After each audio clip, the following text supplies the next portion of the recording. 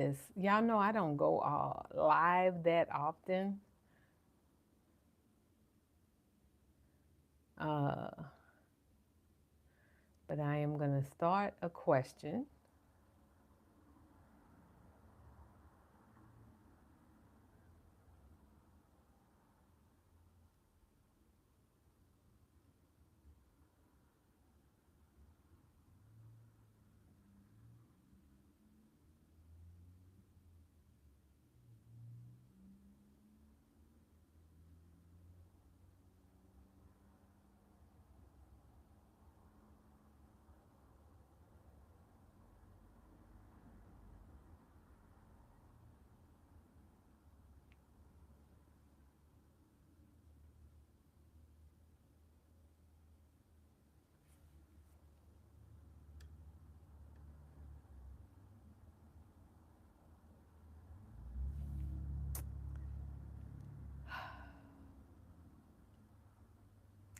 So I am not sure how many are going to come on because people are not used to me going live. And I'm not used to me going live either, but I do find it important to go live to expand on shorts. We are dealing with everybody having a short attention span. And now we have gone down to like allowing 3 minutes of information before we are completely fed up with like learning. And I don't know if that's a bad or good thing, right? Um, but as you see this, um, I am trying to share this with a little bit of everybody. Because, like I said, I don't go live much.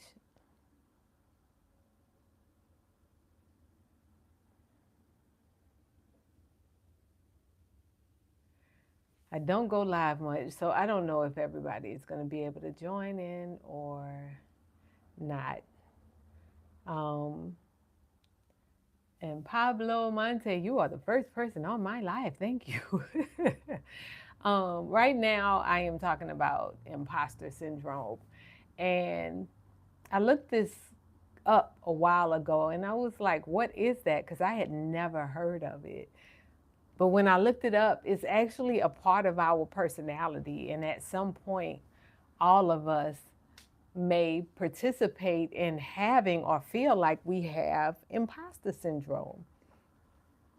But if we feel like we have imposter syndrome, then, and I'm going to pull this down now because I feel like it's in the way. But if we all feel like that, we all feel like that because we're growing. In my opinion, we're growing, we're going through the training of letting go of our old self to go into the new. And I wanted to talk about this because if you have followed my channel at some point, oh, that's so awesome, Pablo. I hope I'm saying it right, but thank you for subscribing. Yeah, and thank you for everybody who's on here right now. I'm discussing imposter syndrome, and like I was saying, if you have been following me for a while, you know that my journey has been all on like raw vegan, liquidarian, and then my challenges in between. Um, awesome, yeah, that's great. And so my challenges in between. I am also a caregiver for my mother, and I live with people who are not on the same journey. And so regardless of how much we like to identify with this, we use food as a cigarette.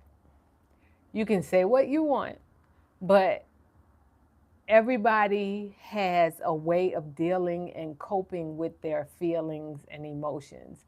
And a lot of times, people will use food as their way of getting some piece of joy. I have done marijuana, right? I have smoked cigarettes before. I have participated in my own habits. I would say I'm a person that can have an addictive personality. And so that is why I'm very strict on myself. But everybody deals with their own issues in their own way. So even if we point the fingers and yes, exactly. Pablo said people hurt themselves over their emotions. And yeah, we all do, right? Like our emotions can get in the way of our growth sometimes. And I believe that's when the imposter syndrome comes in. I will give you an example, and this is from my own life because I'm big on people not putting me on a pedestal, right? But I had to travel this weekend, and it was in a situation where like I was confined a lot. I was confined, and I found that I allowed food to be my um, my cigarette. And I felt guilty because of that after I participated, but that's not the first time. But is that imposter syndrome, or that is just me still learning the path of discipline when living with other people? And yes, look, Pablo said, I did it before, it was a wrong choice. So we accept it as a wrong choice. We have done it, and we keep moving, right? Because we live and we learn. And I believe when we feel the guilt, it is us acknowledging like we are growing, and it is important to still grow and learn from the circumstances, learn from the emotions that keep pushing us into this need of a cigarette, this need to connect with our emotions through unhealthy habits. And I'm not going to say, like, just because I ate healthy food as a substitute when I was out there does not mean that I don't have my own set of rules. Everybody on here has your own set of rules for your life. And so you may have even, your complete raw vegans, right? Your complete raw vegans who stick to the journey. They've mastered that part.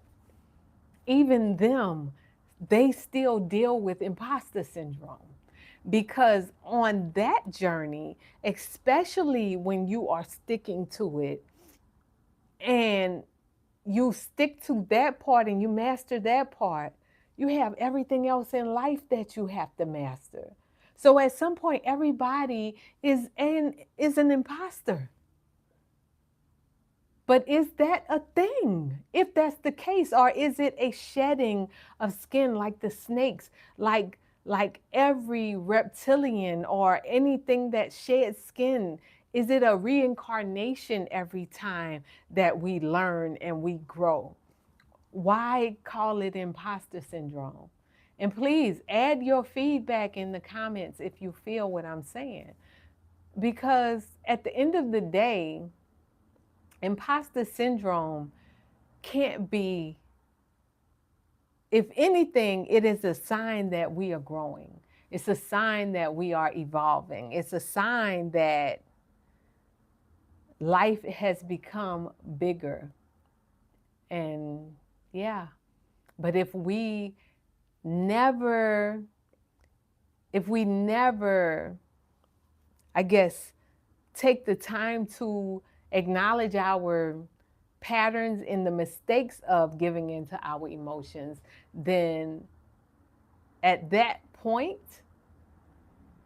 we are just doing the same thing and expecting something different. But I still wouldn't say that makes you an imposter. An imposter means you're doing something that is not a part of you at all. I don't think anybody is doing that. Like, well, I can think of some people that do it, but that's not for this conversation. So, uh, yeah, but I just wanted to do a quick live. This is my first live. I've been on for 10 minutes. And I guess that's all I need to do for now. I want to thank everybody that did come in. And this is my first live. So Thank you for joining my first talk on imposter syndrome. Peace.